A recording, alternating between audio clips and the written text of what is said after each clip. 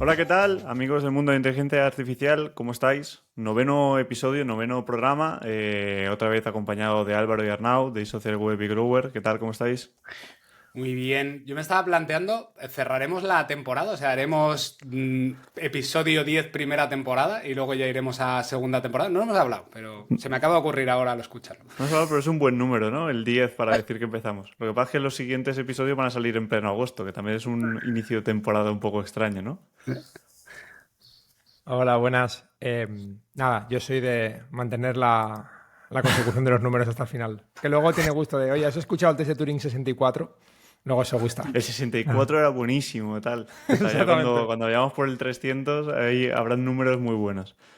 Eh, vamos con... Hoy empezamos un poco tarde, así que vamos a meterle caña. Hoy me toca a mí la pregunta curiosidad histórica, que vais a ver que no es ni una pregunta, ni una curiosidad, ni es histórica. Es Muy bien. una pieza de información que me ha pasado un colega mío, Iván, que es programador y está pues, muy metido en temas de inteligencia artificial también. Y bueno, hablamos mucho de vez en cuando y sobre todo cuando salió GPT-4 nos tomamos un par de cervezas de esas que te tomas a las 6 de la tarde y acabas a las 12 de la noche diciendo ¡guau! Todo lo que podríamos hacer con inteligencia artificial. Pues ese tipo de personas. Entonces me pasó esta semana un artículo y me dijo, esto es perfecto para tu podcast y lo he aprovechado para meterlo aquí. Está saliendo ya mucha información sobre GPT-4, sobre cómo está montado GPT-4 y lo que vengo a contar un poco es que a diferencia de lo que hemos pensado todo este tiempo, parece ser que GPT-4 no es un único modelo enorme que es capaz de hacer muchísimas cosas, sino es una agrupación de lo que pone en este artículo, hasta 8 modelos diferentes que son especializados en realizar 8 tipos de tareas diferentes y son 8 modelos de 220.000 millones de parámetros cada uno que unidos entre sí forman el modelo más avanzado que hemos tenido hasta ahora. Entonces, esto es algo curioso porque nadie había planteado en su momento cuando salió GPT-4 que fuese de esta forma, pero lo que dice la gente que sabe, y no me incluyo en ese grupo, es que esto no es algo positivo porque no significa que haya sido un gran avance tecnológico, sino han juntado 8 tecnologías que ya estaban asumidas como algo normal y las han unificado. Entonces, que no es que hayan conseguido algo rompedor, disruptivo, ni nada similar. Entonces, bueno, el artículo es un poco medio crítica a cómo está construido GPT-4, pero ahora mi opinión de cuñado es que esto mola mucho, porque si tú con 8 modelos puedes conseguir algo brutal, pues si sigues añadiéndole modelos especializados entrenados en X y demás, pues puedes hacer que sea muchísimo mejor, ¿no? Y ahora, esto es lo que siempre pasa, cuando se libera este tipo de información, los otros modelos que estaban centrándose en hacer un único modelo enorme pueden empezar a utilizar esta capacidad de hacer agrupaciones de demás. Entonces, nada, pues eso, no era ni pregunta ni curiosidad histórica, era más un dato sobre GPT-4. Así que nada, vamos con las noticias de la semana. Arnau, ¿qué tienes preparado para esta semana? Eh, Tengo una que la cuento en un segundín, pero puestos a hablar un poco del mal, sabéis que siempre nos gusta sacar el tema. Yo ¿Ya publiqué, bueno, empezamos? sí, correcto. Pero es que luego es bastante gracioso porque hace poco publiqué un tweet, no sé si lo habéis visto, el tema de que realmente ya GPT-4, bueno, el chat de OpenAI no permitía el browsing. Entonces, claro, yo Mm. un poco el comentario que puse era, oye, por fin se han dado cuenta que el browsing de Bing es una castaña. Pero es que resulta que es que el motivo no es ese. El motivo resulta que es que la gente lo estaba usando para saltarse los paywalls de los medios, para leer artículos. Sí. Lo cual es tremendamente... Vamos, a mí se me había ocurrido esa idea, pero bueno, esa era la idea maléfica de que hay gente por ahí fuera, o sea, con buenas ocurrencias, entonces eran un poco las quejas del de New York Times y de todos estos medios diciendo, oye, parad ya porque nos están saltando el tema del muro de pago. Entre uno de ellos, Fran Conejos, que es oyente del podcast Premium, que puso un tuit también diciendo, ostras, estoy utilizándolo un montón para eso, para leer un montón de artículos gracias al browser, lo puse hace un par de semanas y ahora No están lo había hablándolo visto. también los medios. No lo había visto. Hostia, es buena idea, es buena idea. Bueno, esa no era mi noticia, pero en cualquier caso me pareció curioso que yo lo vi por un lado y luego resulta que también o sea, ambos son válidos. O sea, uno es porque te saltas el muro de pago y el otro era directamente porque el buscador es en una castaña. Bueno, la noticia que traigo yo es que Google esta semana ha liberado un trozo de código llamado FeedGen, que es súper interesante porque básicamente lo que hace, y es tremendo un poco ver en la línea en la que claramente se está posicionando Google en esto, es una herramienta de código abierto que básicamente lo que intenta es ayudarte a mejorar tu feed de Shopping Ads. Entonces, es muy interesante porque claro, ellos lo que decían es que, claro, realmente saben, y eso hasta ahí tampoco es que haya nada nuevo, pero la calidad del feed, es decir, los atributos del feed, el precio y todo eso te permite predecir un poco cuál es el CTR y también poderle asignar una puja sobre eso. Entonces te lo pone más caro o más barato, segundo si el producto es más o menos predecible que va a tener un buen resultado. Entonces es curioso porque lo que hace este sistema, que además corre en AppScripting y luego en Google Sheets, es que te ayuda a generar títulos, descripciones y también a añadirle atributos. Entonces es como... Eso personalmente es un poco lo que me parece interesante porque son ideas de aterrizar. O sea, en este caso lo podrían haber hecho quizá en Google Cloud Platform con un sistema que corriera y han dicho, lo liberamos y además lo montamos en AppScripting para que tú lo corras en Google Sheets. Que obviamente dirás, hostia, esto no es lo más óptimo, métemelo directamente en el Merchant, que funcione, pero me parece interesante microcasos de uso que pueden tener un impacto tan brutal en la conversión y luego en su modelo de negocio, que al final es que convierta tu producto, porque si convierte, me usarás más. Entonces, bueno, esa es la noticia. No tiene mucho glamour, pero pienso que es el tipo de noticia que yo valoro, no las mega flipadas que tengo alguna por ahí que dices, joder, madre mía lo que ha hecho la IA. Pero esto me parece que es el caso de uso interesante de, oye, donde la IA de las grandes empresas se aterriza a un mercado que además impacta directamente en el negocio y que luego además tiene una practicabilidad altísima. Y además la gente que nos hemos enfrentado con Merchant es que por regla general los feeds que te pasan los clientes, por muy grandes que sean, son una mierda como un piano. O sea, le faltan atributos, no tienen ningún tipo de optimización, están hechos ahí a lo loco con páginas, con errores, con redirecciones, con 404, con 1000 cosas. O sea, que todo lo que vaya en pro de mejorar ese tipo de documentación está genial, vamos. A lo mejor no lo he entendido yo porque mi comentario iba por otra parte. El objetivo de FeedGen ¿es la generación del feed o es la optimización de los...? La optimización.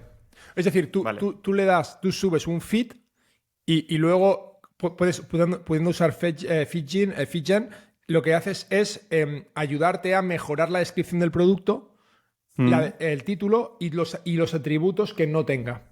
Porque de esa manera Claro. el modelo es más completo, el usuario representa que puede tomar una mejor decisión y luego también permitirá, obviamente, pues, mostrar los resultados y demás. Pero sería un poco como vitaminar la información de tu producto que tú no me has dado o porque no la tuvieras o porque tenías una castaña. Entonces, me parece un paso, aunque 100% lógico por la parte de la IA, que es lo que nos puede hacer, pero muy... o es el inicio de que Google permita que utilicemos IA para generar contenidos que ellos mismos luego utilizan. En este caso, estamos hablando del feed de Merchant, pero podría ser perfectamente que mañana sacan un modelo para entrenar, para mejorar artículos escritos por personas para luego posicionarlos en Google. O sea, al final están utilizando ya IA para mejorar texto generado por usuarios.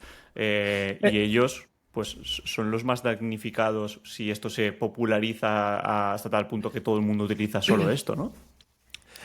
Yo creo que la particularidad que hay en el caso de shopping es que al final, al haber un GTIN, es decir, al haber un código internacional de identificación único, es mucho más fácil que tu información, cuando la vitamines, no sea una alucinación.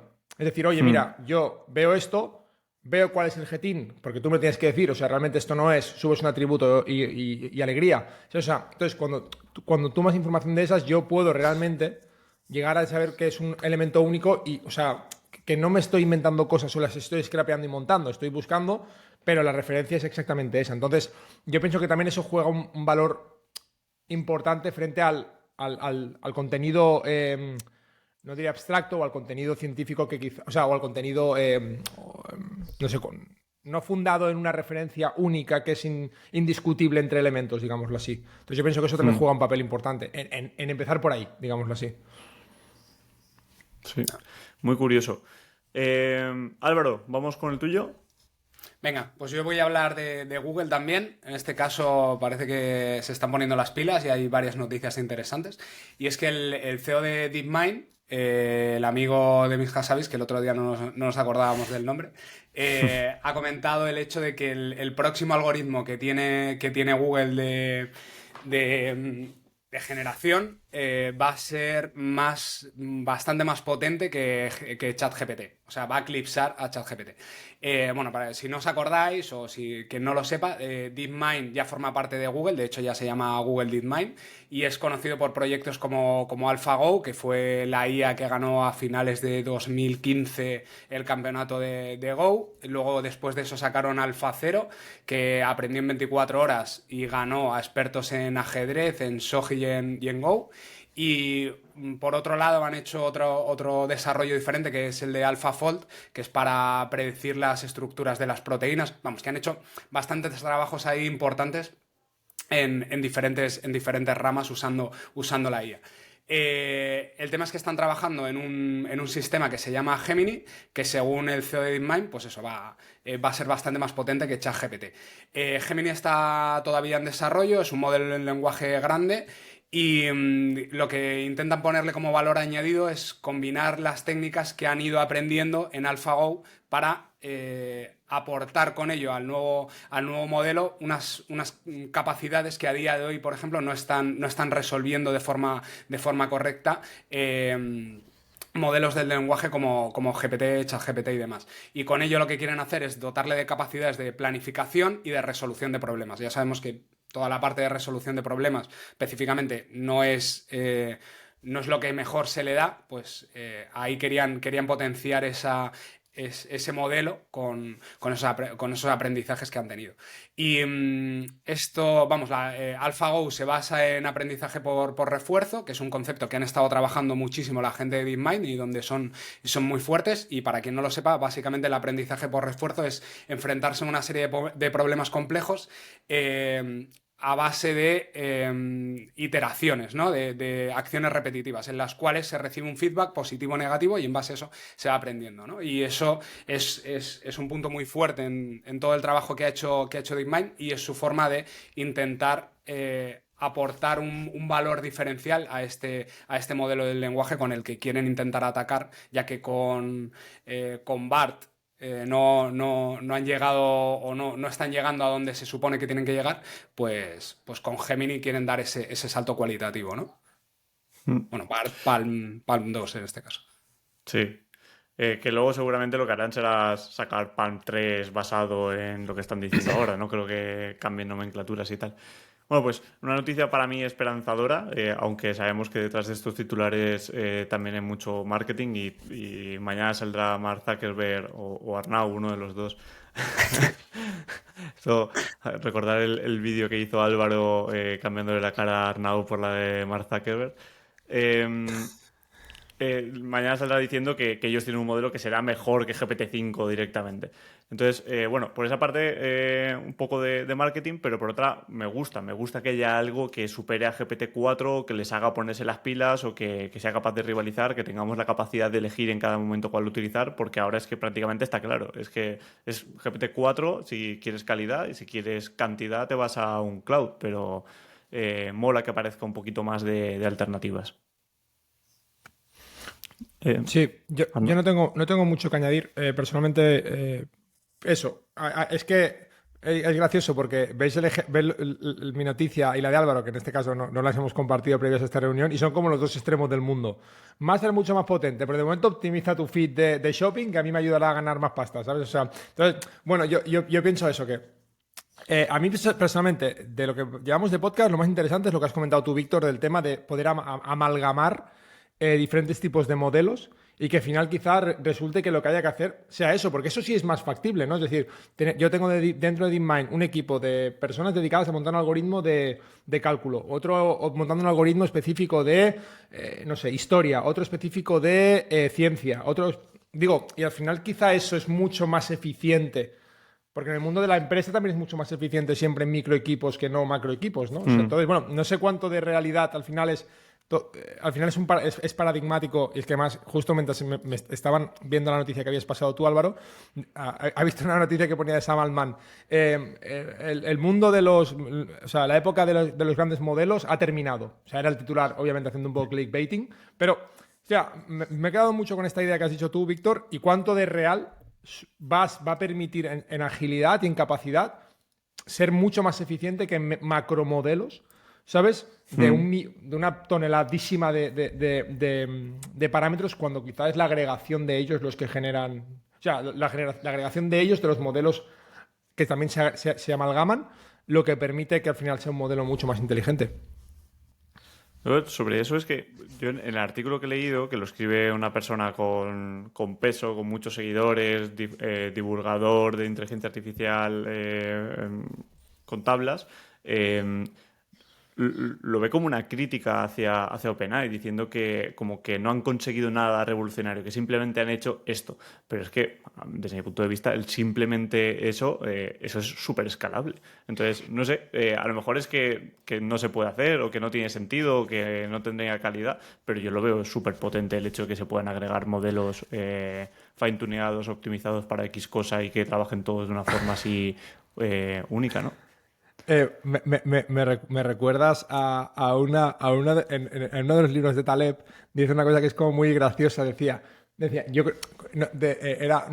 sé cómo era exactamente, pero la idea era buenísima. Y decía, me parece interesante cuando, por ejemplo, yo estaba en el aeropuerto de Las Vegas una vez y veía que venía mucha gente que venían a un congreso de astrofísica nuclear, y todos venían con maletas y las llevaban a pulso. Decía, ¿no será más inteligente que en ese congreso se pongan a plantearse cómo usar ruedecitas en las maletas? ¿Sabes? En vez de dejarse de tonterías de astrofísica nuclear y vayan cargando 10 kilos o 15 kilos. Entonces, bueno, me ha parecido un poco esa misma reflexión. Sí. Yo creo que la línea de la resolución esta de GPT es un poco lo que hemos ido nosotros comentando, que entendíamos que a futuro la solución pasaría por modelos muy optimizados sobre sobre una temática determinada, ¿no? Y el poder tener el máximo conocimiento y las máximas habilidades para desarrollar ese problema. Entonces, a mí me parece una solución inteligente que de escalado de a futuro, de conseguir una superinteligencia o una inteligencia general, no es el proceso más óptimo para llegar a ese punto. Quizás sí, pero como caso de implementación para solucionar un problema o una serie de necesidades y hacer un escalado específico, pues a mí me parece muy buena solución, desde luego. Aquí, sobre eso, LangChain, que está sacando cosas súper chulas, hace poco, bueno, LangChain, el chico de LangChain, que es Harrison, no me acuerdo del nombre, está sacando una serie de cursos en Lo he visto. deeplearning.ai. Tengo un problema con el de Coursera, que es que me parece posiblemente la persona más aburrida del mundo, y cada vez que veo un curso suyo es que me cuesta verlo. Encima, pues en inglés, 2, 3 horas de algo complejo con una persona súper monótona me cuesta una barbaridad, pero hago el esfuerzo y lo veo. Me vi el anterior, y ayer sacaron otro que también me lo veré, pues a lo mejor este fin de semana. Y bueno, ahí bueno, en el curso no, pero este chico Harrison lo que está planteando es una cosa súper chula, que es que están utilizando o metiendo dentro del Unchain un sistema de capas a la hora de hacer peticiones. Y es algo muy parecido a esto, ¿no? Tú haces una primera petición, recibes esa petición, y por debajo hay una serie de agentes o una serie de tools, una serie de actividades dispuestos a cumplir diversas funciones, ¿no? Entonces, esa primera petición como lo utilizan, es dirigida a través de un router a cuál es el agente que es capaz de desarrollarla de mejor manera, ¿no? Entonces, bueno, esto es como LangChain está aplicando esta misma forma de pensar. Pues en GPT tú tienes un punto de entrada y de comunicación con el usuario, y tendrás debajo un montón de modelos fine-tuneados, y esa capa decide a cuál ir. Pues en LangChain es lo mismo, pero con el agente directamente. Entonces, bueno, parecen la misma solución afrontada desde puntos de vista diferentes. Está muy guay porque he empezado diciendo que nos hemos retrasado al inicio del podcast, y es el día que más hemos tardado en hacer la parte de las noticias. Voy yo con la mía. Esta semana, el día 29, no es esta semana, ahora que lo pienso, ¿no? Fue La semana pasada, justo hace una semana, el jueves de la semana pasada, Microsoft publicó un anuncio en su página web de Windows que lanzaban el Preview Insider de Windows 11 que va a llevar incorporado el Windows Copilot. Es esta incorporación, esta agregación de Windows Copilot directamente con el sistema operativo, y entonces ya se pueden ver algunas imágenes de cómo se va a integrar, y además comentan cosas muy chulas sobre comandos de lanzamiento con los que podrás ejecutar directamente ese asistente a lo largo de todo el uso del programa, y súper guay. Entonces, esto significa que ya hay gente que lo está probando. No he visto nada en redes, ni he visto en las newsletters a las que estoy suscrito y demás, no he visto nadie sacando conclusiones de esto, pero todas las personas que estén apuntadas al Insider Preview, en teoría tienen esa versión ahora mismo funcional.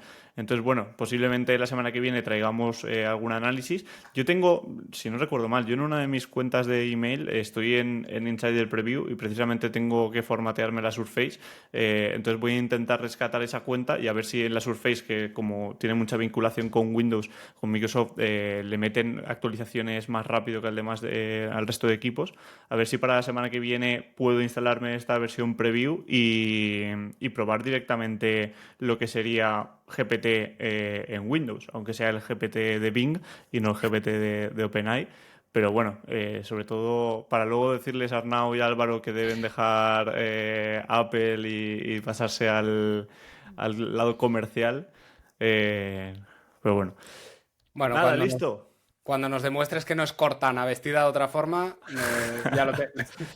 nos lo plantearemos. Bueno, esto en teoría se inicia algo muy chulo porque no solo es la incorporación del chat, sino también tiene esto que comentaron en el Microsoft Build de un sistema de APIs con el que los softwares de escritorio se podían conectar y conversar directamente con el chat, ¿no? Entonces, esto va a despertar que todos los softwares nativos de Windows, o por lo menos los que tengan desarrolladores que se preocupan por ello, empiecen a conectarse con el chat ofreciéndole diversas funcionalidades. Entonces, esto es el inicio de algo creo que bastante chulo.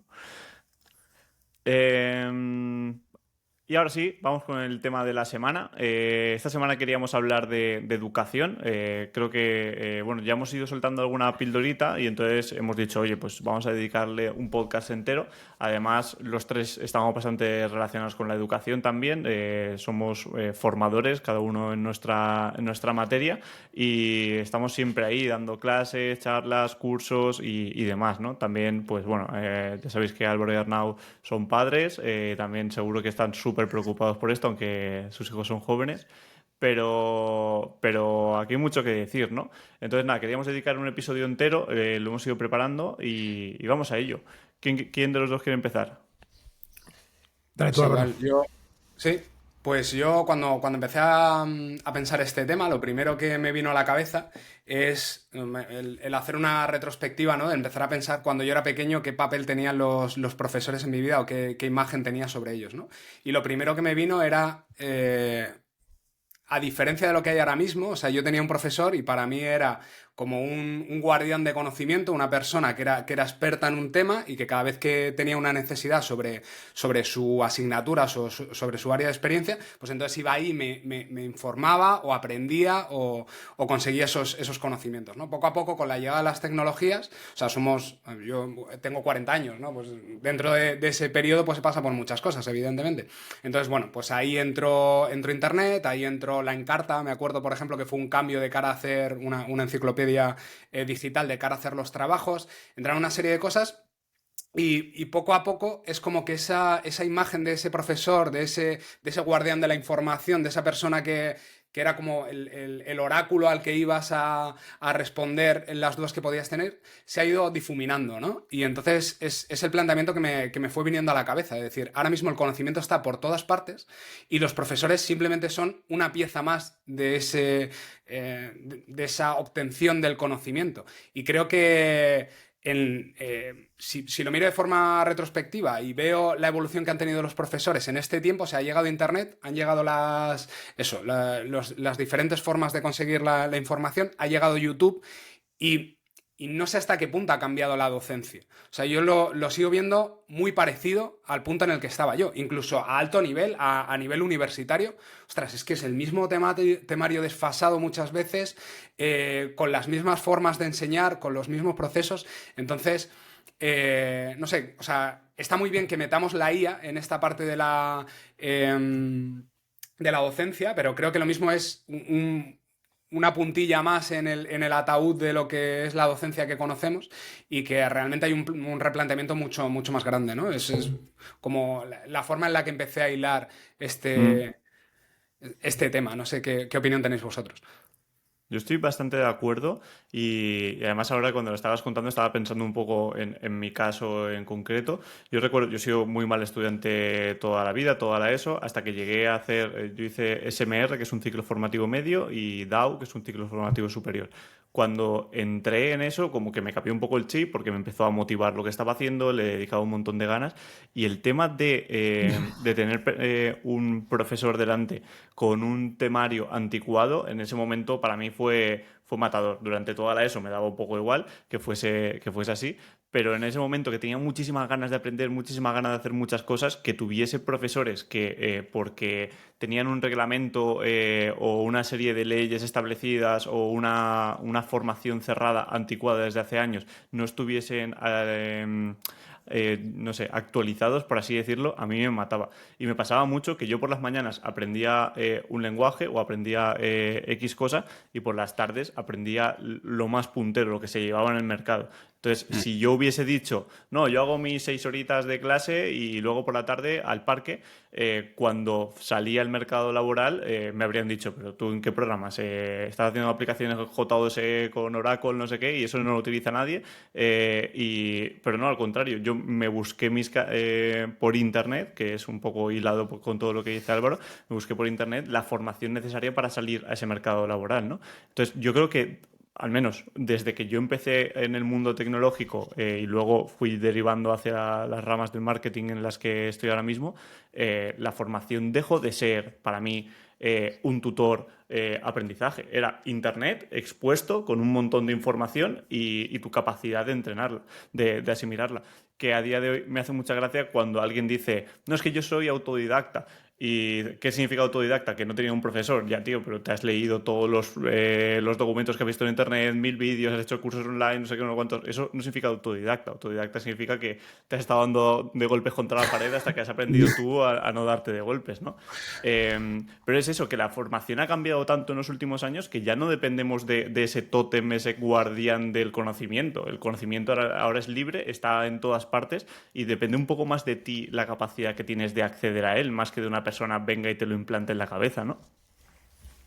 Sí, yo en la línea de eso, perdona Arnau, ahora te dejo, ahí es donde venía mi replanteamiento de qué debería ser la figura del profesor, ¿no? A día de hoy. O sea, el conocimiento está ahí y entonces el problema está en que quizá estás en una etapa de madurez que no puedes asimilar ese conocimiento. O sea, que unos niños ahora mismo hagan uso de Internet o de ChatGPT para resolver los problemas o los trabajos que les mandan, es que les va a dar una respuesta que no tienen el conocimiento suficiente para procesarlo, ¿vale? Entonces creo que ahí es donde está el mayor problema, ya si lo enlazamos con la IA. Quizá ese profesor tiene que ser el que revise las fuentes, el que les aporte un espíritu crítico para analizar eso, el que les inculque metodologías de análisis, el que les aporte otra serie de cosas, ¿no? Ya no es el que tiene el conocimiento y lo transmite, es el que tiene el conocimiento, lo entiende todo lo que hay, todas las fuentes de conocimiento, y ayuda a esos estudiantes a hacer uso de ello y a verlos con unos ojos críticos y que les ayuden a que crezcan formativamente, ¿no? Pero quizá desde mi punto de vista va un poco en esa línea, y perdona Arnau, ya te dejo que comentes. No, no, no.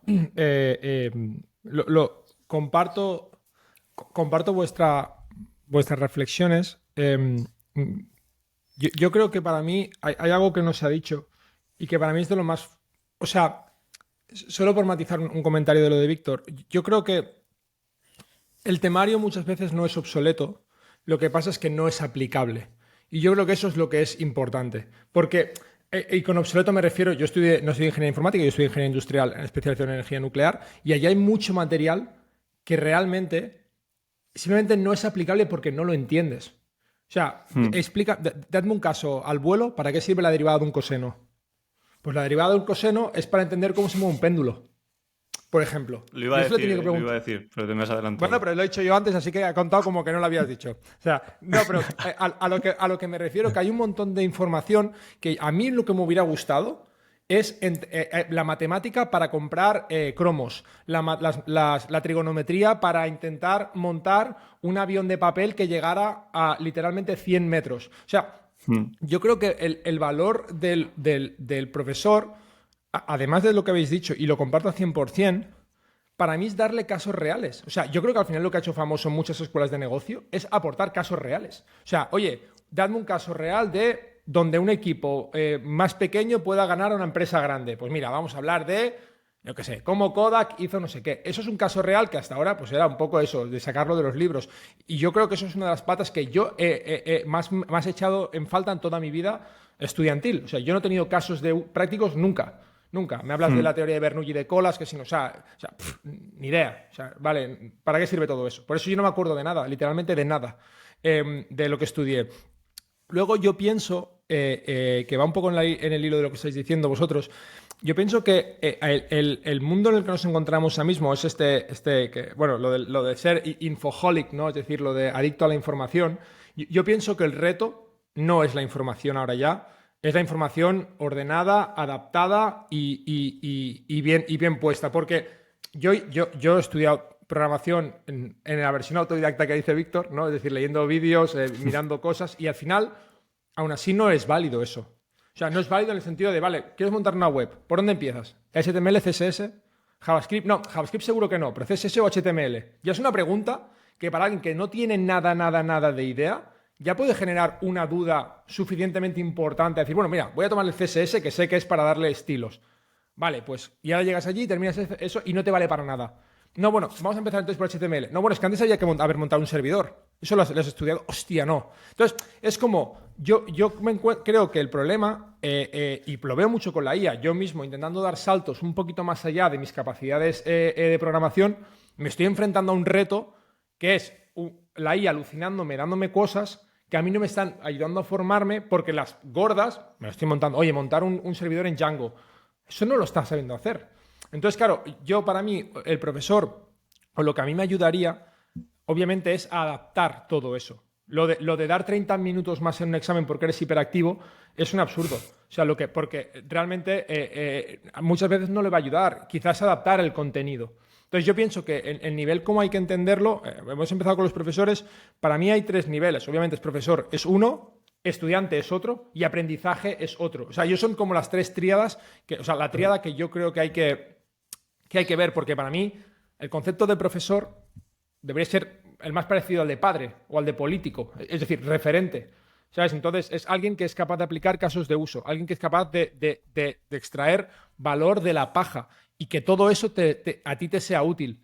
Que luego el profesor también lo use en su beneficio para automatizar procesos, estandarizar análisis de revisiones de examen, que creo que o sea, un examen al final muchas veces, o sea, puede ser leído, o sea, puede ser evaluado al vuelo, ¿no? Digámoslo así, o sea, evaluado en cuanto a lo gordo, ya lo tengo, luego yo le pego el estocaje último, pero no necesito hacerlo todo. Entonces yo pienso que obviamente hay una parte productiva, pero en cuanto a lo que significa aprender, yo creo que sigue faltando, y no es un tema de contenido muchas veces, es un tema de que para mí no es aplicable, no entra cuando a mí cuando yo lo soy capaz de ver, ¿sabes? Que quizás sería ese microexamen de, oye, ¿estás preparado para meterte al siguiente nivel de JavaScript? Hagamos esto, juntos, de forma lúdica. Si lo hago bien, venga, siguiente nivel. O sea, y eso de forma, con toda la inteligencia artificial, de forma medio no, adaptada a cada caso. O sea, hay una hiperpersonalización casi en la segmentación de publicidad, pues que también lo hubiera en el aprendizaje. No sé eso cómo se mete luego en exámenes y en sistemas capitalistas instrumentalizados, pero sin duda tiene mucho más sentido que vayan por ahí los derroteros. ¿Os parece que afrontemos la conversación desde 2 segmentos? De lo que es niños y niñas que se están desarrollando y que llegan a esa etapa de la ESO, y es toda la educación infantil en la que por lo general, aunque empiezan a utilizarlo, no tienen un gran conocimiento sobre Internet, sobre cómo utilizarlo, y después tenemos la etapa más madura en la que sí que están súper expuestos a Internet y van a saber, y lo primero que van a hacer ya no es irse a Wikipedia, es directamente a ChatGPT a utilizarlo. Porque creo que son dos segmentos totalmente diferentes, ambos son educación y en ambos tienen un impacto muy grande, pero formas muy, muy diferentes de tratarlo, ¿no? Esta semana ha salido precisamente un artículo y me ha venido, vamos, cuando lo he visto he dicho, "Buah, me viene perfecto para hablar de esto". Ha salido un artículo sobre cómo Japón va a incorporar la inteligencia artificial en la educación de los más pequeños. Microparéntesis, no tengo ninguna duda de que Japón nos va a ganar a todos la carrera por la inteligencia artificial. Son los que han empezado a utilizarlo en administraciones públicas, los que han quitado todas las restricciones de derechos sobre los datos de entrenamiento, y ahora salen noticias de que ya van a empezar a incluirlo dentro de los programas formativos de los más pequeños. Y ahí en el artículo que lo compartiré, imagino, decía una cosa muy curiosa, que es que van a enseñar a los profesores a incorporar dentro de sus programas formativos datos, información falsa generada por la inteligencia artificial como material didáctico. Es decir, desde pequeños le va a decir a los chavales, ¿veis esto? Pues esto está generado de forma falsa, no es real. Creo que es algo muy, muy instructivo que nadie ha comentado todavía, ¿no? Que es decirle a todo el mundo, oye, que esto puede generar información falsa, puede equivocarse, puede hacer un montón de cosas, es una herramienta. Y entonces, es otro punto de vista, ¿no? Utilizar errores para educar en torno a esto. Y luego, por supuesto, la parte más chula, sobre que van a introducirlo en el día a día, y van a hablar mucho también de los riesgos que asocia directamente a la formación. Creo que niños pequeños asuman esto como una herramienta que está disponible desde el primer día, controlada, con los riesgos claros, con la capacidad de error que puede generar y demás, genera una generación de super niños, de niños que van a dominar el mundo. Además, me gusta mucho ese enfoque porque si lo piensas, al final la IA se basa en un grupo de datos, ¿no? En una serie de parámetros y de datos que evidentemente están sesgados.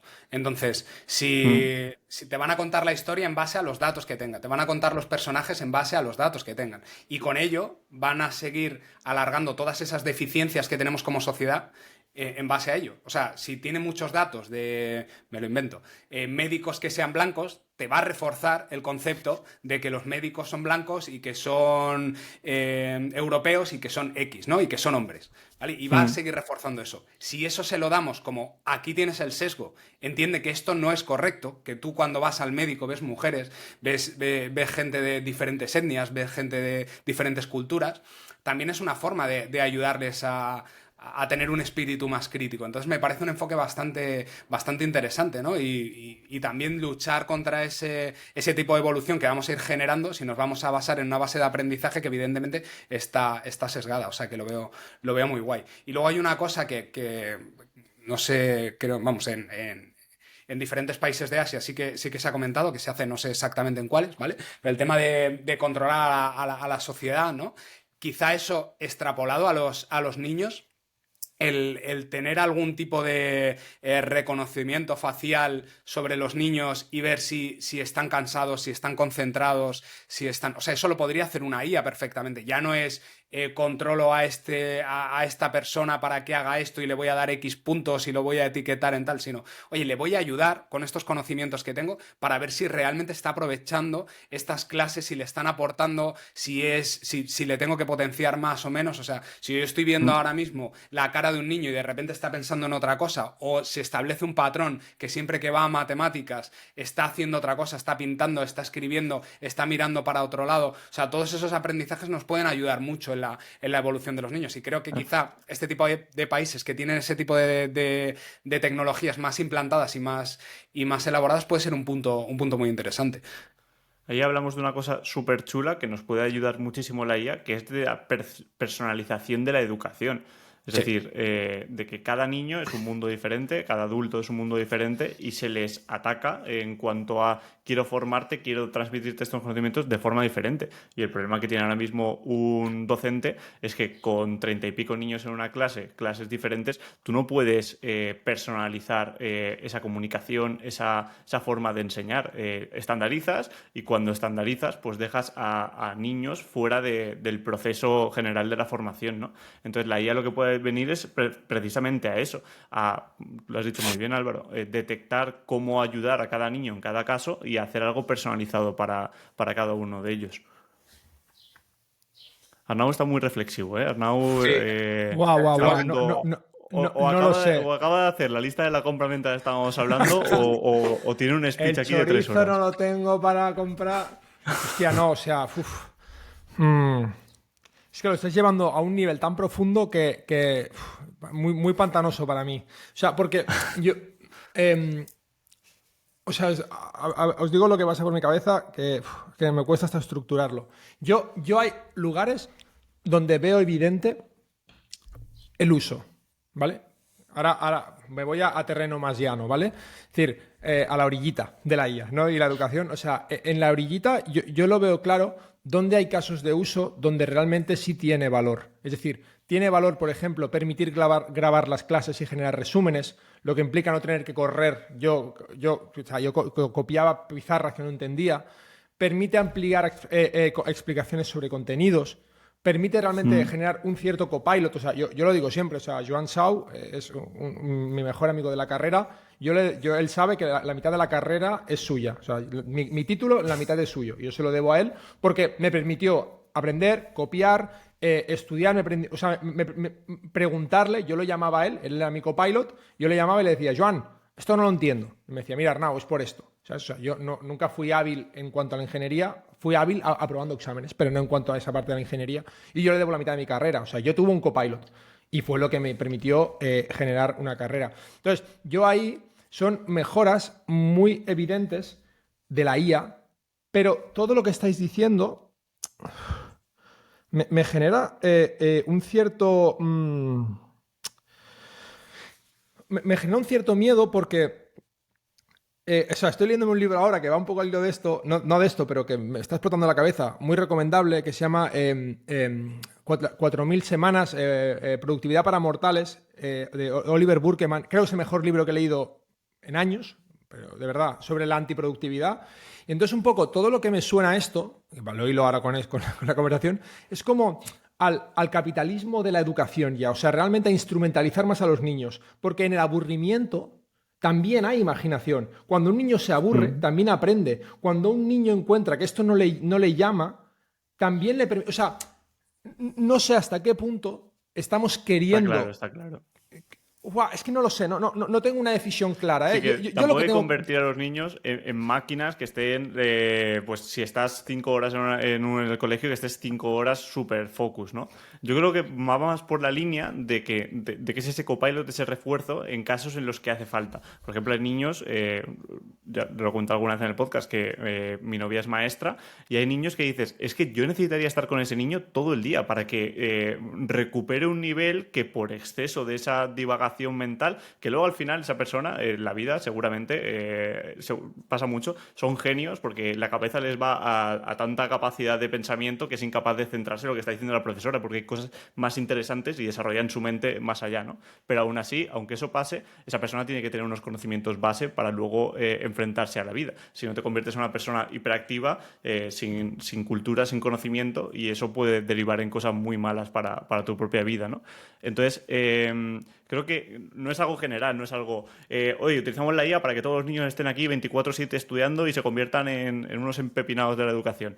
Todo lo contrario, es si hay alguien que necesita un apoyo extra y no lo está consiguiendo porque el sistema actual de un profesor, 30 alumnos no lo puede dar, esto sí que puede darlo. Y no es generalizado, no es todos tienen que ir a saco ahí y tal, sino es cosas específicas. Es ese refuerzo, ese ayudante que te da por las tardes clases de repaso en tu casa, pues puede pasar durante el día cuando un niño no ha entendido o no se acuerda de una tabla de multiplicar y no puede seguir con sus ejercicios y por tanto se queda descolgado de la clase porque no se acordó de tal materia y ya el resto es como que ha perdido el ¿Cuánto, concepto general, ¿no?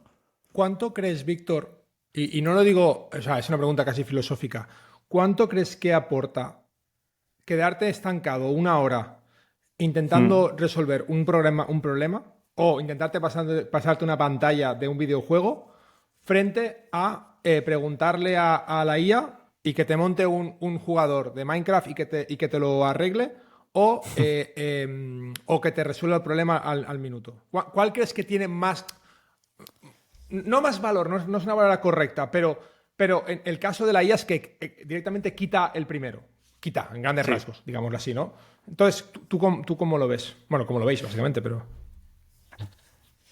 Eh, yo creo que como todo en la vida es un gran depende, incluso yo soy un poco drástico en esto y creo que a lo mejor los niños ni siquiera necesitan aprenderse las tablas de multiplicar, que eso no les va a cambiar la vida. Que sí que acaba derivando en cosas en las que son necesarias, ¿no? En el día a día ahora mismo las necesitamos, pero quiero decir, no hace falta que con 7 años te sepas las tablas de multiplicar, con que te las sepas con 15, pues has ganado 7 años de diferencia, ¿no? Entonces, lo que quiero decir es que hay cosas que no son bloqueantes, que tú puedes no saberlas cuando eres pequeño. Por ejemplo, yo recuerdo muy bien cuando me empecé a preocupar por la gramática, que fue cuando tuve que mandar mi primer email comercial de vender un producto y tenía 18 años. Y en ese momento mandé un email y el cliente mismo me respondió y me dijo, eres analfabeto prácticamente. Y entonces ahí dije, ostras, voy a preocuparme por escribir bien. Pues toda mi vida estudiando para enfrentarme a ese momento y llevarme una hostia de realidad y entonces preocuparme por eso. Y lo que no aprendí en los 18 años anteriores, lo aprendí en los próximos 2 meses porque el siguiente mail que tenía que mandar tenía que ser un mail correcto, bien estructurado y demás. Entonces, quiero decir, hay cosas que puedes delayear, que puedes no aprender en el momento y que los aprendes en una etapa adulta con el cerebro mucho más desarrollado y por tanto tal, pero hay cosas que no son así.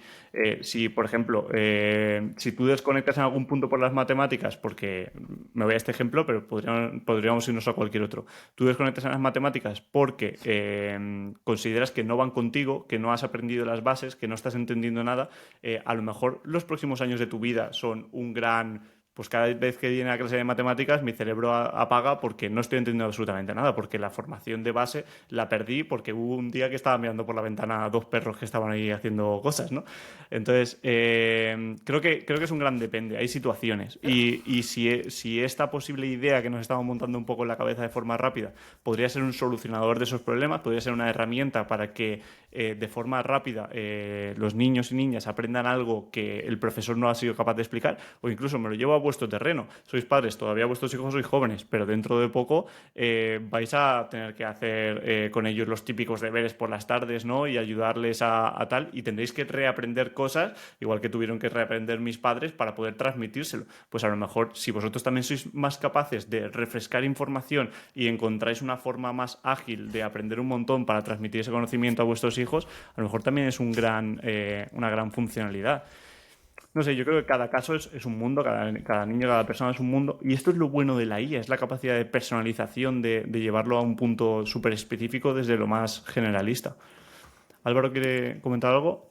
Sí, yo, o sea, estoy de acuerdo con el comentario de Arnau oye, vamos a hacer máquinas de niños, o sea, quizá en algún punto se ve que somos super fans de la IA y super fans de la tecnología, pero yo, por ejemplo, llevo a mi niña a una escuela rural, ¿sabes? Que no toca pantallas ni... O sea, que quizá tenemos visiones o acciones diferentes en todo este tipo de cosas, pero creo que es muy importante el... Se me ha ido ahora el santo al cielo. Vale, el hecho de no llevar las cosas a los extremos. O sea, yo creo que es un recurso que es súper útil, ¿vale? El tema es llevarlo al extremo. O sea, si yo tengo una cámara que controla una calle para que no haya un problema, es fantástico porque le da seguridad a esa calle. Si yo empiezo a monitorizar todas las personas que pasan por ahí, empiezo a recoger todos los datos, en base a eso empiezo a llevarlo al extremo absoluto, ahí es donde está el problema. Pero el problema no está en el recurso, el problema está en el uso. Entonces, a mí me parece muy útil quizá tener una cámara en el aula, ir detectando patrones. para convertir a ese niño en un robot, no, para ayudarle en las etapas en las que realmente no está desarrollando esos mínimos o para, oye, soy consciente de que este chaval, las matemáticas no son su fuerte, pero la parte artística se le da súper bien. Pues voy a potenciarle eso y le voy a dar unos mínimos para que, como tú decías, no sea un analfabeto y sepa redactar un email. Y voy a potenciar al máximo todas sus habilidades y voy a intentar que tenga los mínimos necesarios para ser una persona de provecho. Entonces yo creo que el tema está en hasta qué punto llevamos esa tecnología y hasta qué punto lo explotamos, ¿no? Seguramente los japoneses sean más de llevarlo hasta el extremo, porque ya lo estamos viendo, todo lo están llevando al extremo.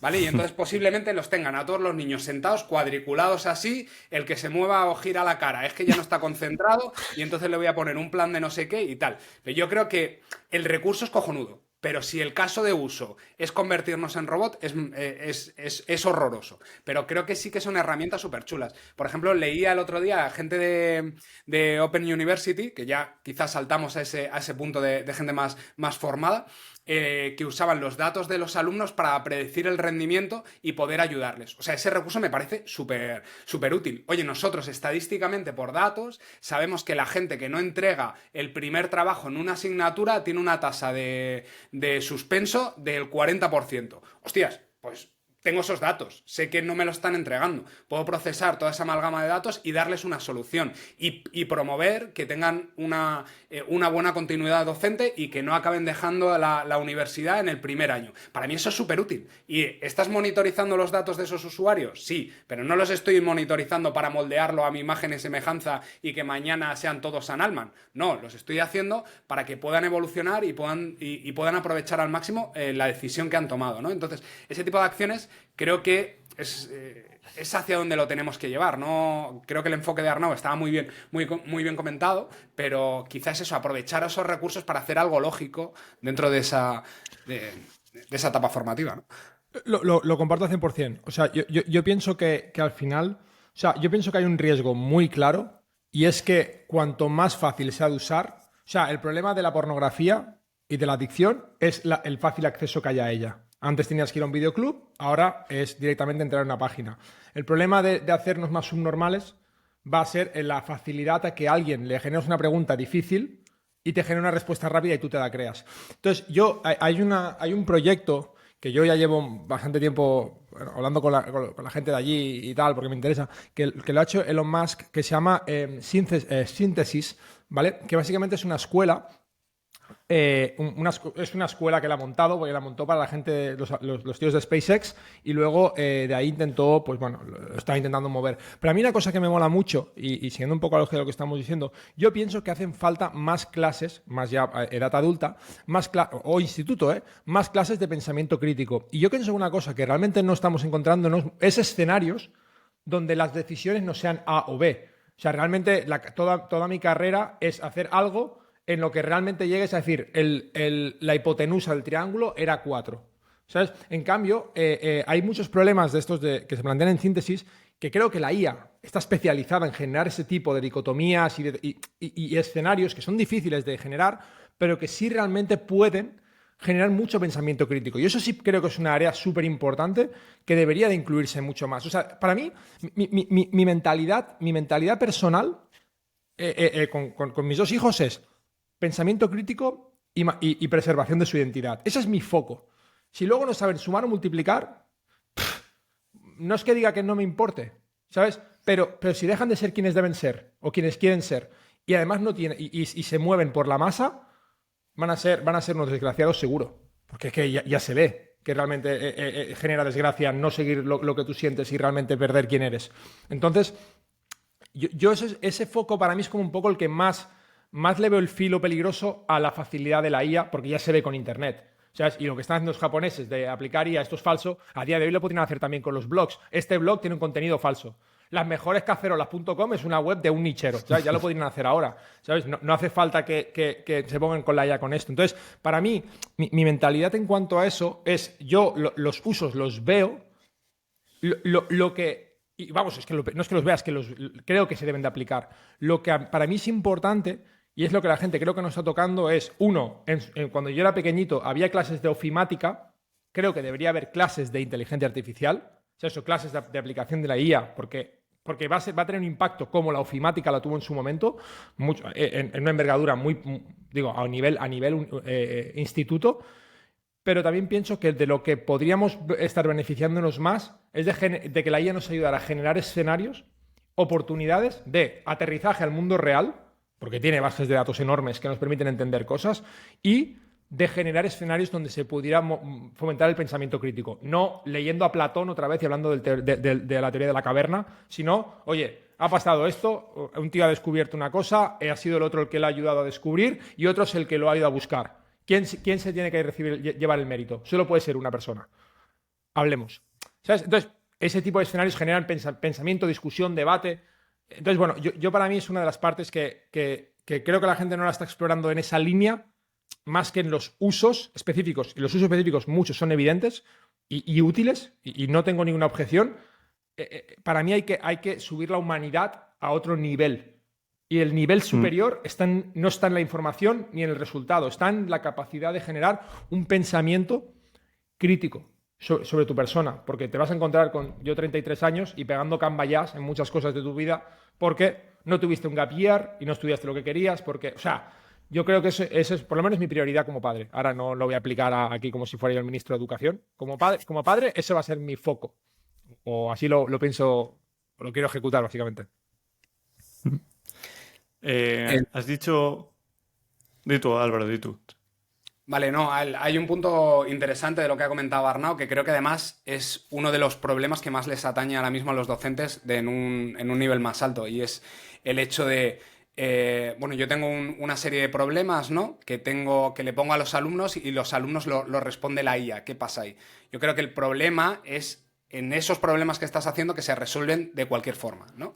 Y ahí creo que es uno de los grandes talones de Aquiles que tiene la docencia ahora mismo, que es, yo estoy mandando trabajos, los trabajos se están haciendo con IA y ya no sé quién ha hecho el trabajo, quién no lo ha hecho, cómo lo ha hecho y tal, ¿no? Y de hecho he estado hablando con gente que tengo cercana de este tema y me decían, no, es que nos estamos planteando poner trabajos directamente a escribirlos a mano hostias, o sea, la solución de frenar a la tecnología es volver a las piedras y a los palos.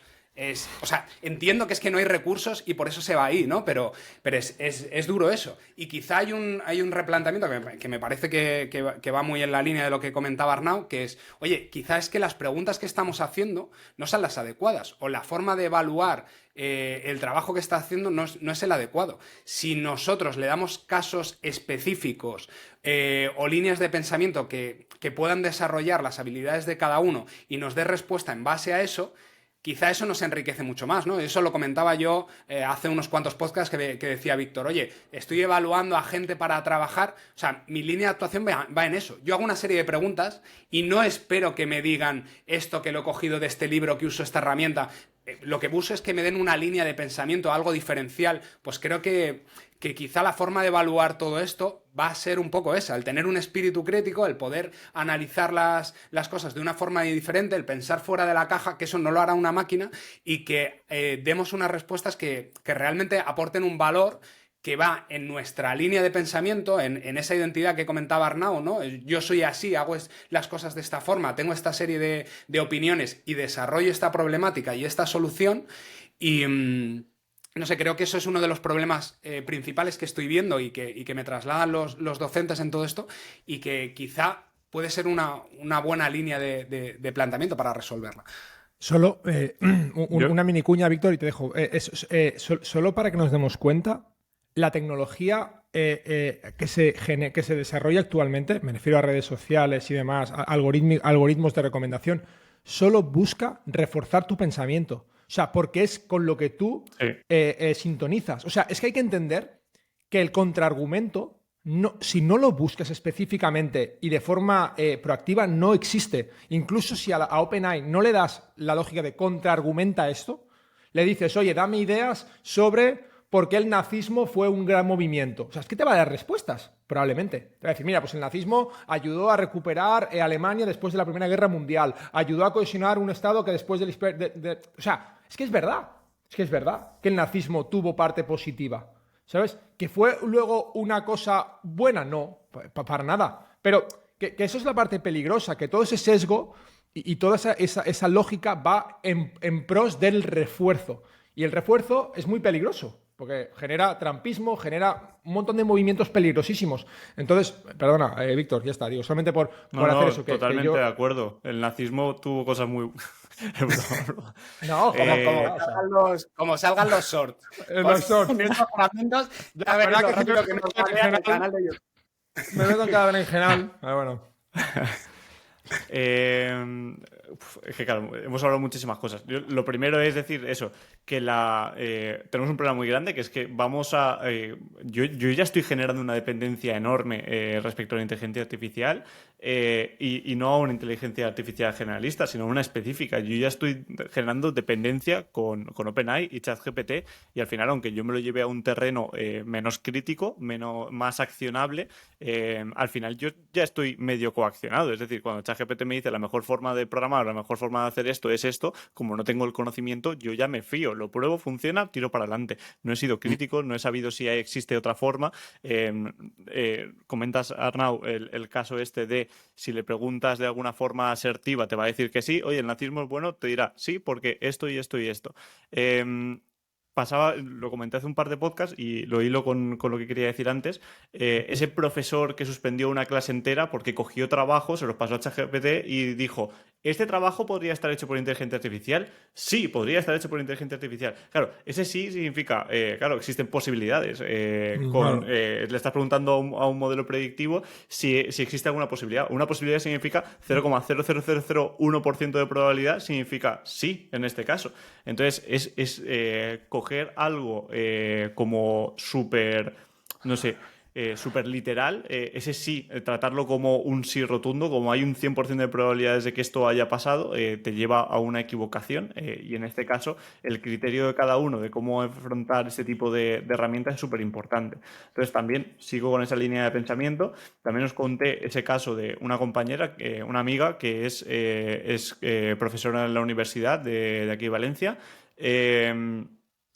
Y me contaba que este año, a finales de curso, se han encontrado la casuística en la que diversos alumnos, entre ellos, se han denunciado públicamente porque se han echado en cara que los trabajos que uno ha entregado y que el otro ha entregado estaban hechos con ChatGPT. Entonces, al hacer una queja formal, pues entonces tienen que actuar el comité de evaluación de profesores, de educadores, tal. Y entonces montan un comité para decidir cómo solucionar este problema en el que de repente hay una inteligencia artificial que se mete tal. También creo que aquí hay mucho marketing, hay mucho... No marketing, sino hay algo en plan de... Ostras, la inteligencia artificial ¿es buena o es mala? Tal, está en el cerebro de la gente, ¿no? Pero, seamos sinceros, llevamos 20 años haciendo los trabajos con Wikipedia y nadie se ha vuelto loco ni ha habido nunca un consejo para ver si Wikipedia estaba destruyendo la educación como la conocemos.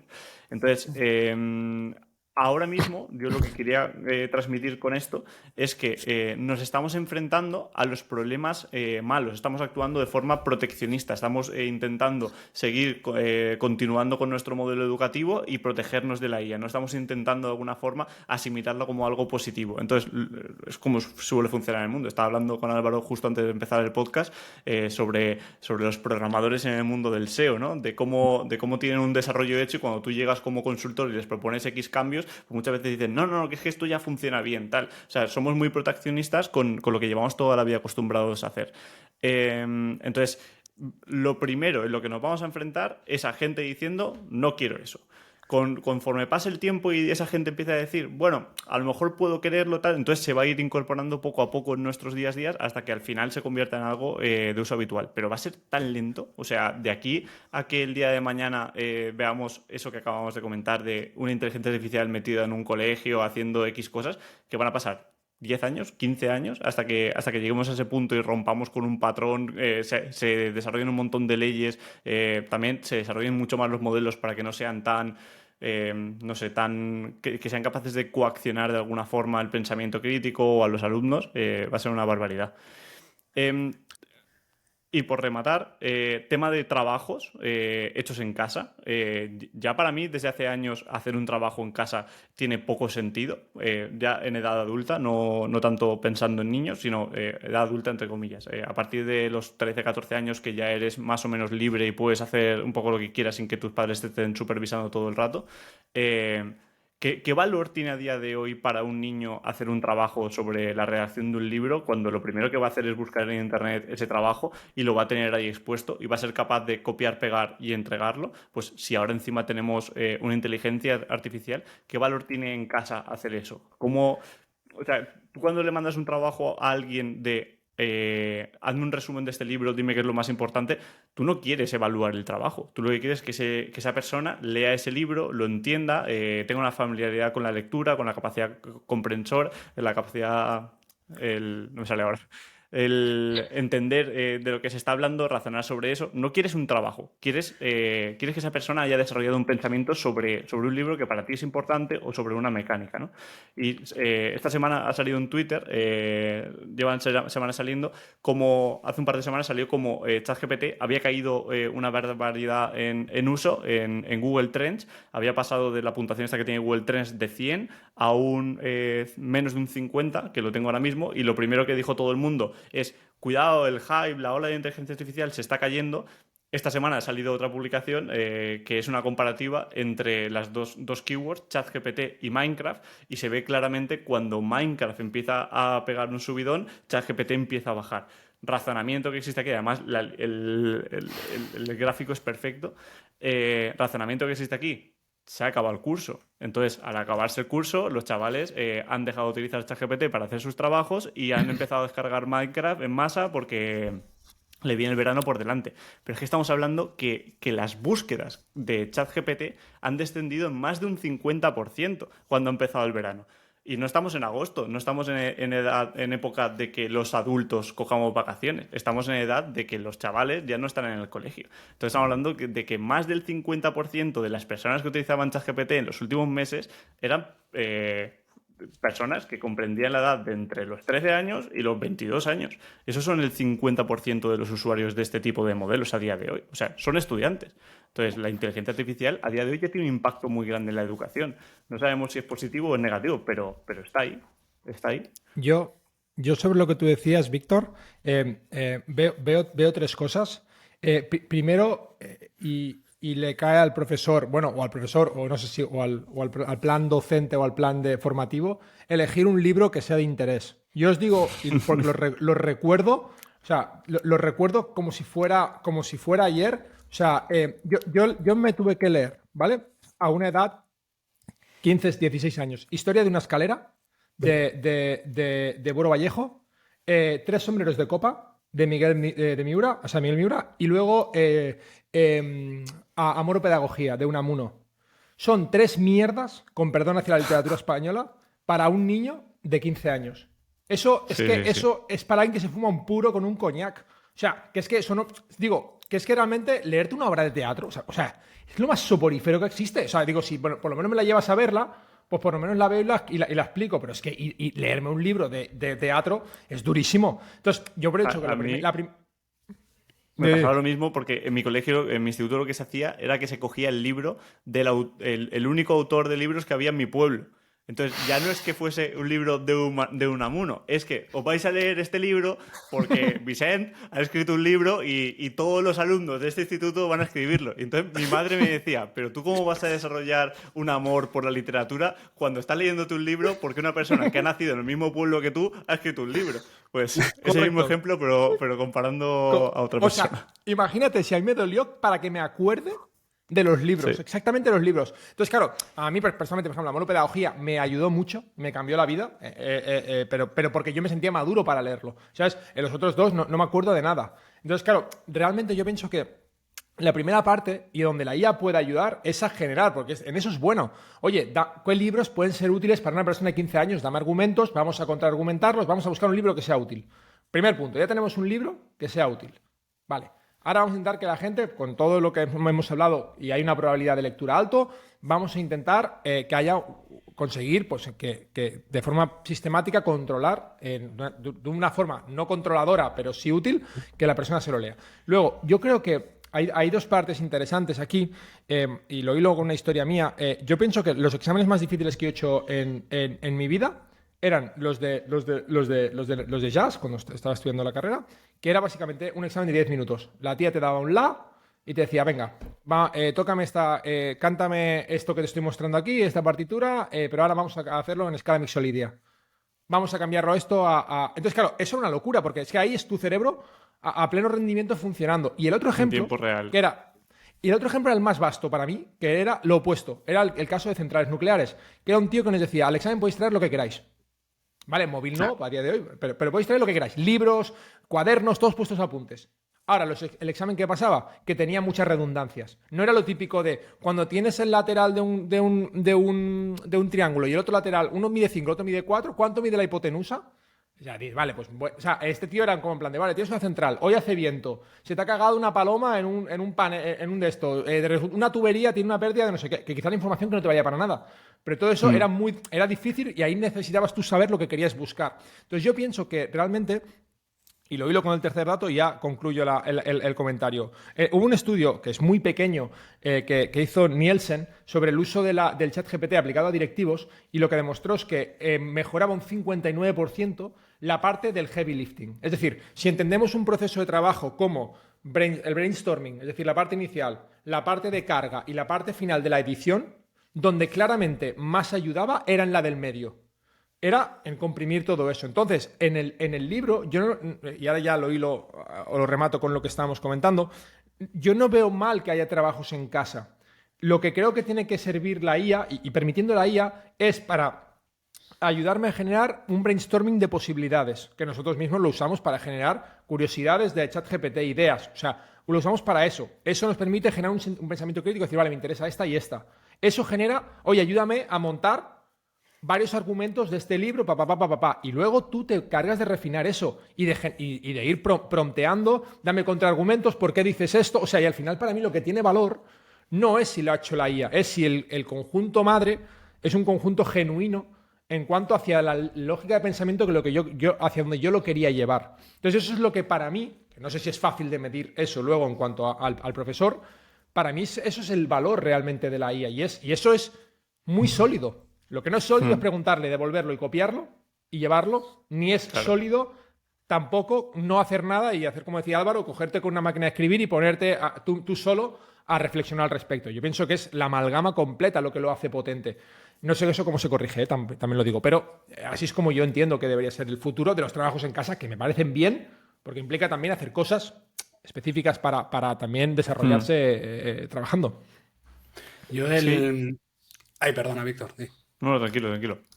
Bueno, Sí. no, es un apunte rápido. Simplemente, quizá algo con lo que me he quedado después de estas reflexiones y de lo que hemos ido hablando y de lo que había pensado antes, es que quizá la valoración del alumno nunca puede depender de la tecnología con la que esté hecha. O sea, si conseguimos establecer un mecanismo por el cual podamos evaluar a un alumno y da igual que hoy use ChatGPT, que mañana use las gafas de Apple, que pasado mañana tenga el robot al lado que le transcriba y tal. Si realmente estamos evaluando a ese alumno fuera de todos los recursos que pueda hacer, ahí es donde encontraremos la solución al problema. Porque da igual lo que avance la tecnología, que realmente estamos buscando una parte importante ahí, ¿no? Entonces, quizá habría que coger esa premisa y empezar a desarrollar los trabajos o las necesidades que se le van a pedir de cara a evaluar a los alumnos en base a eso, ¿no? Iba a decir algo más, pero no me acuerdo y vamos justo de tiempo, así que no lo digo. Bueno, muy interesante, creo que podríamos hacer 3 programas más de estos. Una cosa que estamos intentando para los próximos programas es traer a gente potente que nos ayude a realizar este tipo de razonamientos con más énfasis, más background. A lo mejor podríamos hacer una edición ya después de verano de inteligencia artificial con educación, con alguien que de verdad se esté enfrentando a este problema de tener que moderar, educar, gestionar gestionar todo esto. Primero buscar a alguien, si alguien conoce, algún oyente conoce a alguien que esté hablando de este tema desde dentro, si nos lo puedes recomendar o poner en contacto, nos haría un gran favor para empezar a indagar sobre el tema. Así que bueno, vamos con las locuras del día, locuras, fricadas, ya sabéis, las cosas en las que pues, cada uno va trabajando a lo largo de la semana. Álvaro, vamos con la tuya. Venga, pues yo esta semana estuve viendo un vídeo de Jaime Altozano, que ha hecho un vídeo súper interesante del impacto de la IA en la industria audiovisual y cuenta casos de uso, hace explicaciones y la verdad es que está súper bien. Y además una cosa que creo que hila muy bien con la parte formativa y que acerca mucho más a la gente a la adquisición de conocimientos, que esto lo suelen hacer mucho los youtubers de historia o de ciencia o de tecnología, que lo hacen muy bien, que es en las explicaciones de los diferentes temas, te aterrizan conceptos o te aterrizan personajes o te aterrizan cosas que te unen y que te acercan más. Yo qué sé, te estoy explicando cómo analizar imágenes y te pongo Pikachu o te pongo el último meme o te pongo... Eso ayuda mucho a acercar. Yo, por ejemplo, lo uso mucho en las ponencias, de meter GIFs, de tematizar las charlas que doy, de intentar atraer a eso, ¿no? Y eso quizás se hace falta muchas veces en la formación actual. Y bueno, me he ido por las ramas. El tema es, en este vídeo, una de las cosas que hace es generación de vídeos por IA, ¿vale? Y lo une con uno de sus mayores habilidades, que es la parte de música y demás. Entonces, que estuve probando una herramienta que se llama Kyber.ai, que os la dejaremos ahí en la descripción, y simplemente quería... desde un punto de vista de una persona que no ha hecho prácticamente nada, o sea, he usado Gen 1, Gen 2, he hecho alguna prueba y tal, pero no he hecho prácticamente nada de animación de vídeo desde IA, las pruebas que he hecho han sido muy limitantes, el poder usar alguna herramienta que pudiera tener un fin. Y además, como tengo amigos que son músicos, quería ver qué recursos les puedo compartir o les puedo dar para hacer sus videoclips o hacer una serie de cosas. Y ahí creo que esta herramienta encaja súper bien. Básicamente lo que hace la herramienta es que tú entras y te pide una foto, te pide un audio, un estilo del vídeo y un tema sobre el que va a girar ese vídeo. Y luego te dice el efecto que le quieres dar, ¿vale? Entonces, metéis toda esa información. Lo que hice fue meter una foto de Alan Turing y le dije que quería llevarlo hacia un futuro con inteligencia artificial y que hiciera un zoom out, ¿vale? Y entonces, en base a eso, lo que hace es fotograma a fotograma, va generando imágenes por IA, que siguen una misma coherencia de estilo general o de secuencia de lo que va haciendo, pero en cierto modo va cambiando un poco los elementos que van apareciendo ahí, ¿vale? Os dejaremos el vídeo, que tardé en montarlo 2 minutos, pero creo que para música, o sea, para temas de videoclips y demás, es súper chulo. Hay un vídeo con Linkin Park que han hecho, donde sale una cosa con fuego y tal, y va haciendo zoom out y sale súper chulo. Y aquí simplemente le puse la foto y es como la evolución que va teniendo esa foto a lo largo del tiempo, cómo van apareciendo robots, cómo se va... Y todo eso con una música totalmente random que cogí, simplemente música futurista, me la descargué, o sea, tardé 2 minutos en hacer el vídeo. Y os lo dejaremos ahí. Y creo que está muy bien, que hay casos de uso de implementaciones muy, muy rápidas, que lo mismo, pues dentro de nada podemos estar haciendo películas de animación o podemos estar haciendo cosas mucho más elaboradas y que con 4 inputs podemos hacer resultados bastante chulos, ¿no? Entonces, bueno, mi fricada ha ido por ahí. Qué buena. La verdad es que es Qué guapa, me sorprendente mola que mucho. con 2 minutos se pueda hacer algo como lo que ha hecho Álvaro. Esto, el futuro va a ser una barbaridad. Dejaremos el vídeo en la descripción, pues son de estos vídeos así muy, muy resultones que visualmente, al menos a día de hoy, llaman mucho la atención. Imagino que dentro de unos meses lo tendremos súper normalizado y esto será lo que hace todo el mundo por eso, porque se puede hacer en 2 minutos, ¿no? Que es una cosa flipante, pero es el inicio de cosas muy, muy chulas. Arnau, ¿vamos con la tuya? Venga, solo matizo una cosa sobre lo de Álvaro. Si Álvaro ha hecho eso Claro. en 2 minutos y no tiene ni idea de la parte audiovisual, imagínate un tío como Spielberg con esa herramienta en las manos. Digo, que- Es Qué una flipante. barbaridad. La mía os traigo, es un producto que ha sido bastante votado en Product Hunt, que se llama Lead Speaker, que es bastante curioso, que es básicamente un Google Sheets que aplicando todo el tema de los embeddings de OpenAI, que para quien no lo sepa, el embedding básicamente es una función, digamos, o sea, una funcionalidad que tiene para medir la relación entre diferentes distancias de un texto, ¿no? Eso es muy útil para pues, buscar, clusterizar, recomendar y demás. Entonces, lo que han hecho este producto, que es el de Lead Speaker, lo que han hecho es básicamente de extraer desde bases de datos de Crunchbase y de LinkedIn, han extraído en torno a unos 50.000 venture capitalists. Entonces, lo que tú haces en este lead speaker básicamente es le pones en qué trabajas, el país en el que estás, la, la, la fase en la que te encuentras y le pides cuántos resultados quiere. Y te empieza a devolver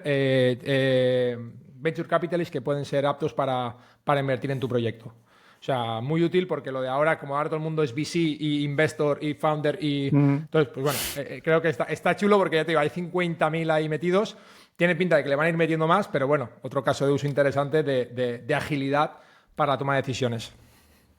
Imagínate yo creo si... que... Sí, no. Bueno, que imagínate si LinkedIn mete este tipo de herramientas, ¿no? Por los diferentes profesionales y demás. Creo que es muy chulo. Perdona, Víctor. Nada, que uno de los casos que más estamos viendo y que yo estoy aplicando muchísimo es el tema de los embeddings. Es una pasada. Todo lo que permite conversar con tu propia data es una barbaridad. Hace poco, por ejemplo, estábamos desarrollando dentro de GuruWalk alguna prueba con esto y la información, por ejemplo, del histórico acciones, hitos que han pasado dentro de un tour que a lo mejor tienen miles de reservas y tiene ciertas incidencias, pues la capacidad que tienes de hacer una pregunta sobre una incidencia en concreto, oye, ¿qué pasó el miércoles no sé cuánto con la persona no sé quintos? Y que te responde esa data en tiempo real, con lenguaje natural, sin tener que utilizar nada, es una auténtica barbaridad. Y es mismo ejemplo llevado al mundo de la inversión, y yo creo que esto lo vamos a ver mucho. Igual que cuando se liberó la API de GPT, vimos muchos grabbers directamente que eran conexiones directamente a GPT haciendo consultas que tú podrías hacer en el chat. Esta es la siguiente adopción en masa que vamos a ver. Gente utilizando su propia data o data de sus clientes para conversar con ella, porque es fácil de hacer, es rápido y tiene un impacto bastante grande. Vale, pues voy yo con la mía. Es un repositorio que sinceramente todavía no lo he probado, que se liberó anteayer por la tarde, pero está teniendo un gran crecimiento de usuarios que lo están utilizando. Se llama GPT Prompt Engineer. Y lo que hace es un sistema que basado en un objetivo que tú quieras conseguir y unos datos de entrenamiento, te genera el prompt intermedio para que cualquier sistema de generación pueda utilizarlo. De estos había salido alguno antes, pero este creo que está muy bien hilado porque como tú le das muchos datos de refuerzo, de muchos datos de formateo de la información que quieres que consiga, es capaz de generar, y como lo hacen, generan muchísimos prompts y lo que hacen luego es probar cada uno de esos prompts y entonces miran cuál es el prompt que más se acerca al objetivo que tú querías hacer. Entonces es como utilizar la inteligencia artificial para generar prompts, pero esta vez bien hecho, no como esos prompts que han salido por ahí de conviértete en un generador de prompts. Pues eso al final es seguir utilizando ChatGPT para utilizar ChatGPT. Pero esto en este caso está muy bien hilado, porque está hilado desde una forma científica, de tema de científico de datos, y es una auténtica barbaridad como está todo descrito. Todavía no tengo tiempo para utilizarlo esta semana, pero seguramente que este fin de semana le doy caña. Además es muy facilito de usar. Simplemente es un repo es un Jupyter, que por tanto lo puede utilizar cualquier persona en Google Colab, y al final lo que tú haces es que le das un prompt y le das los casos de uso que quieres aplicar ese prompt y con eso ya te genera un listado y te los ordena por puntuación. Entonces tú puedes utilizar directamente esos prompts y llevártelos a tu esto. Creo que es una gran herramienta. En sus primeras versiones, ya digo, se publicó hace 2 días y está causando cierto revuelo. Conforme lo vayan actualizando, seguro que coge una pinta todavía más buena. Así que bueno, ojalá estemos delante de otro LangChain que podamos utilizar así a futuro. Encajaría muy más con la función de Midjourney de optimizador de prompts, o sea, dentro de ese contexto, pasarle ese tipo de información podría ser muy chulo. Sí. Eso también va a ser otro gran movimiento. Poder utilizar, saber en nuestros prompts cómo los está interpretando la IA y demás. Muy bien, pues nada. ¿Algo más que comentar, Álvaro Arnau? No.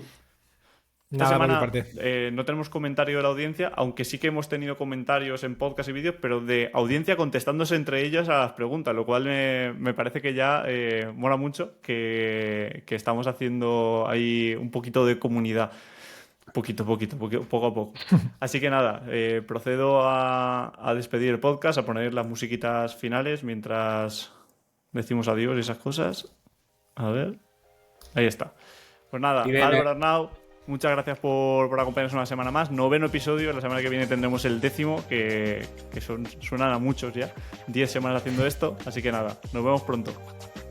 Bien, que nos dejen me gustas, que compartan, que todo Sí. eso. Muchas gracias. Gracias. Nos vemos la semana que viene. Hasta luego.